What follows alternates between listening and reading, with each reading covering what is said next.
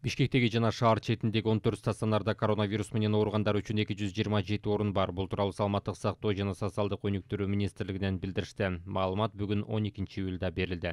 Маалыматка ылайык, курортология жана калыбына келтирүү илим изилдөө институтунда 53, Дайыр Асанов атындагы Кыргыз улуттук аскер лицейинде 39, фтизиатрия борборунда 31 жана номер 1 шаардык клиникалык ооруканасында 21 орун бош.